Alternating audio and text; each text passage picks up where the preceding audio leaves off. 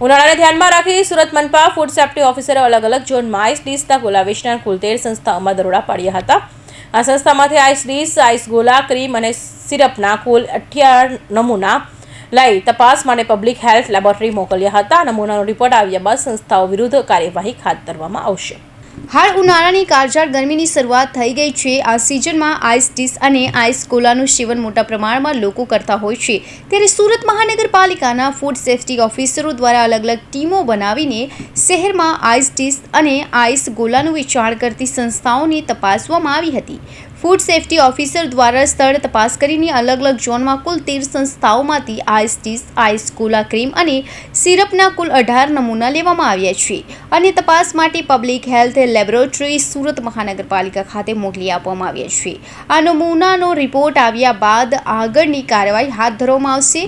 Food safety ઓફિસરો દ્વારા Surat Varachha, Mota Varachha, Sachin, Adajan, VIP road, Ghoddod road વિસ્તારમાં તપાસ કરીને નમૂના લેવાની આ કામગીરી કરવામાં આવી હતી।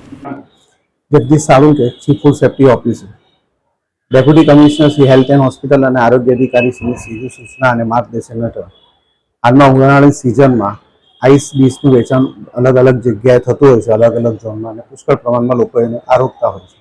તેથી ફૂડ વિભાગના ફૂડ સેફ્ટી ઓફિસરો દ્વારા તારીખ 3/4/2025ના રોજ સાંજે અલગ અલગ ઝોનમાં તપાસણી કરવામાં આવેલી હતી। તેમજ ત્યાંથી નમૂના લેવાની પણ કામગીરી કરવામાં આવી છે। આઈસ ગોળા બનાવવા માટે બરફ, સિરપ, ક્રીમ, આઈસ્ક્રીમ બધાની તપાસણી કરી છે। તેમજ 13 સંસ્થાઓની તપાસણી અલગ અલગ ઝોનમાં થયેલી છે, તેમાંથી નમૂના લઈ પૃથ્થકરણ સારું ફૂડ એનાલિસિસ સુરત મહાનગરપાલિકા મોકલી આપવામાં આવેલા છે। આમાં કઈ ખામી જણાવશો તો કઈ પ્રકારની કાર્યવાહી કરવામાં? આ જે નમૂના લેવામાં આવેલા છે અને જે પણ સંસ્થાના રિપોર્ટમાં ખામી જણાશે તેની સામે ફૂડ સેફ્ટી એક્ટ મુજબ એની પર કાયદેસરના પગલાં લેવામાં આવશે। એની સામે ફરિયાદ દાખલ કરવામાં આવશે। રિપોર્ટ આમ તો 14 દિવસ અંદર આપતો હોય, પણ આપણે ફૂડ એનાલિસ્ટ સાહેબને તાકીદે આપવા જણાવ્યું।